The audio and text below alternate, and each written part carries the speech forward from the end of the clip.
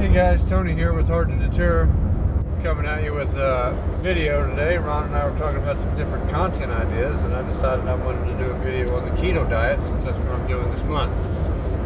So, I'd like to preface this with saying that I am not an expert, nor do I have any kind of formal, dietitian training. But I have done the keto diet many times with some success, so I do know about it firsthand, and that's the knowledge that I'm going to share with you. As for the science of it, I could give you an overview and tell you about a few things, but there's still plenty to learn out there from better sources than me, so let this just be like a primer. So anyway, the keto diet is a fairly common diet, pretty popular one. You hear about it a lot, people doing keto or carnivore, which is the more strict version of it, but I think they work on the same kind of principles. So I'm going to start from the very beginning. Some of this stuff you may already know, some of it you don't. This is just what I've learned along the way getting into the keto diet. So to start off with, we got to talk about calories and macros. So calories are the energy source in the food. So we eat food to get energy. Now, if you got a 0-calorie Diet Coke, it has no nutritional value in it whatsoever.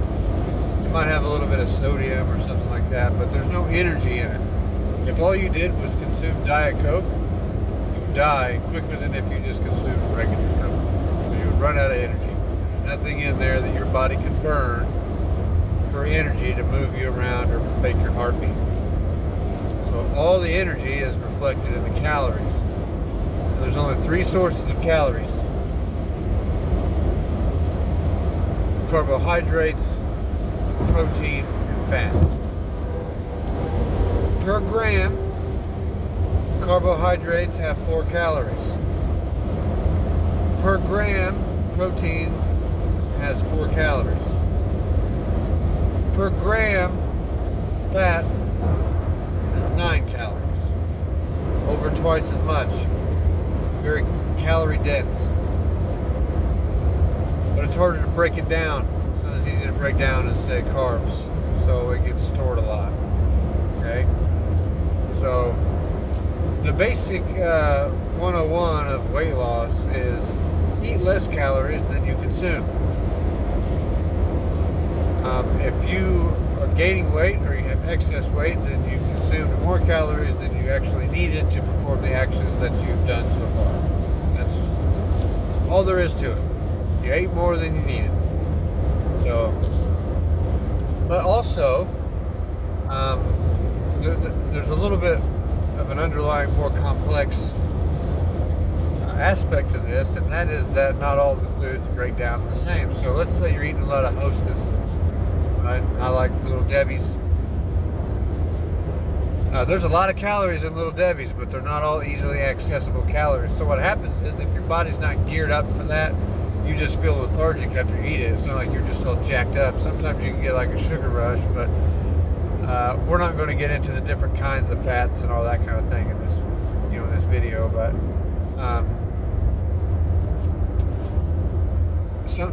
some things burn easier than others. So let's just get back to the macros real quick. I don't want to get off in the weeds. I try to make some notes to keep me on topic, and that's what I'm going to do. So we covered the 4 calories per gram of carbs and protein, and 9 calories per gram of fat. So when you're doing a keto diet, all of your calories, most of your calories have to come from protein and fat.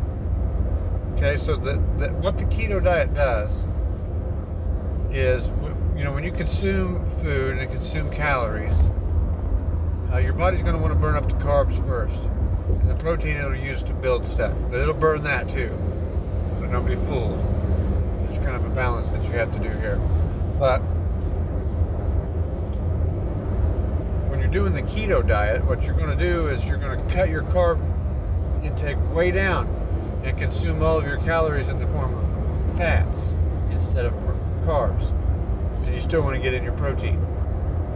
Now, when you do this, your body's going to start producing excess ketones, which is the little molecule that your body needs to break the fats down and burn them up for fuel.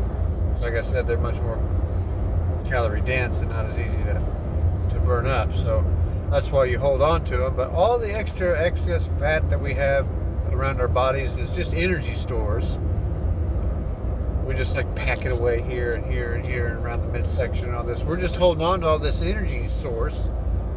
So you're going to kick your body into burning that up by cutting out the carbs.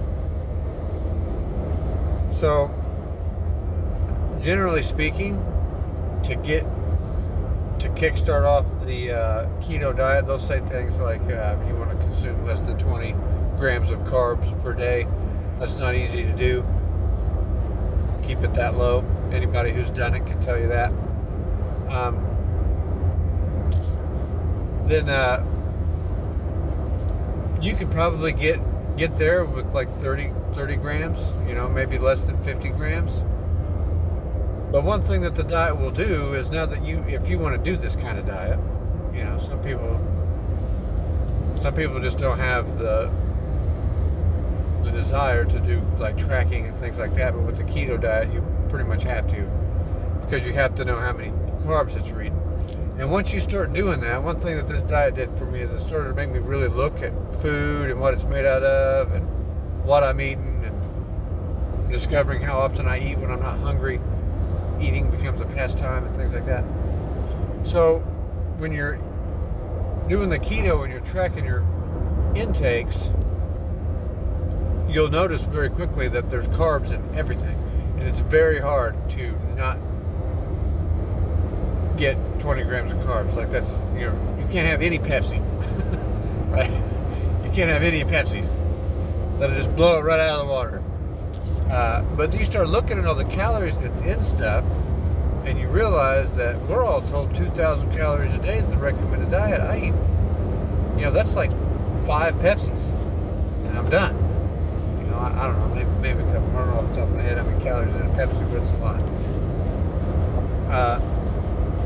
But anyway, it kind of make you more conscious about your food and what you're eating, and making sure you eat when you're hungry. But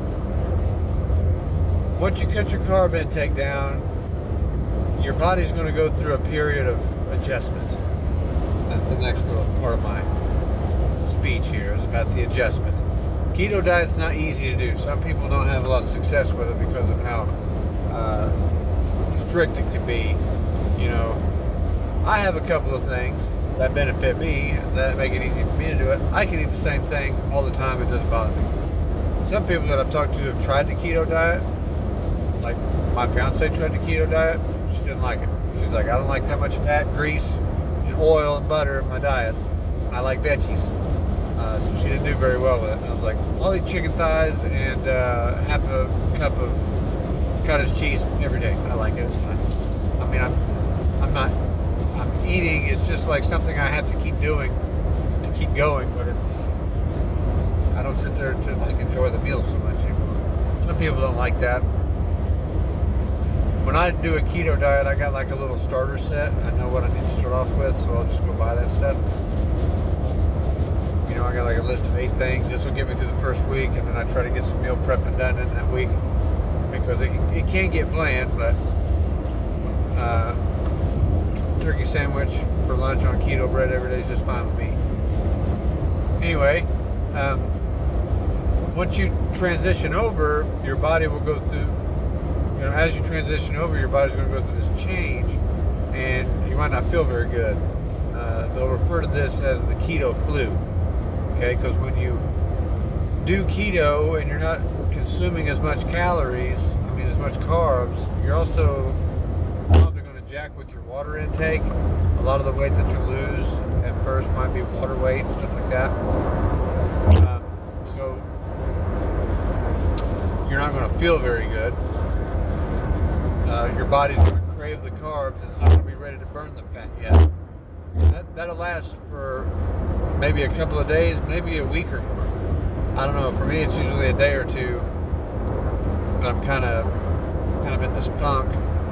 And if I can stick that out, then all of a sudden you start to reap the benefits.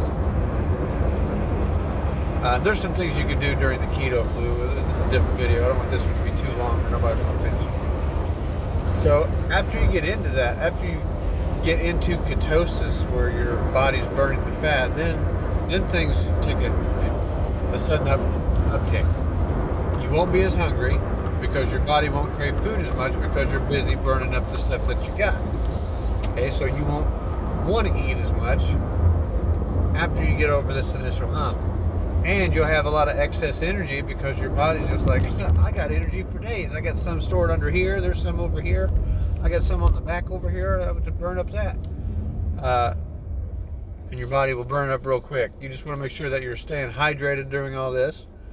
And you do some things to help yourself get through that keto flu period. So this is just an introductory 101. I might do some more in-depth videos a little bit later to kind of flush out the macros a little bit better, talk about getting over these keto humps and do some keto meal prep ideas or stuff like that. Just because I'm a big fan of this diet. I was up to 180 pounds at the heaviest that I ever got, and I decided I wanted to do some kind of weight loss, and that was too much, for me. I didn't like that at all. 180 pounds that was a good record for me to set, and I was done.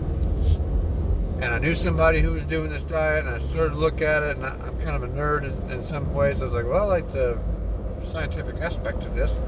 So I stuck to it, and I got all the way, I lost almost 50 pounds on it. And I was like, okay, that's enough. I've carved off enough, and then I wanted to start putting some more back on. I got really skinny. But no crank, just straight up keto diet. And it happened quick. I'm on my, in the first week of the keto diet, I easily lost 5 pounds. And I'm sure I can get down to my 155 by the end of the month doing this. It's not, for me, this has been the sharpest knife to cut that I've ever used. And I've never used any others, so I don't have a whole lot of comparison to it. But it is a very effective diet if you can stick to if you got the discipline to stick to it. So maybe some of you stuck it out through this whole video. Don't know if you will or not. It's just a Keto 101. So hopefully you learned a little something, and we'll get some more posted. Thanks.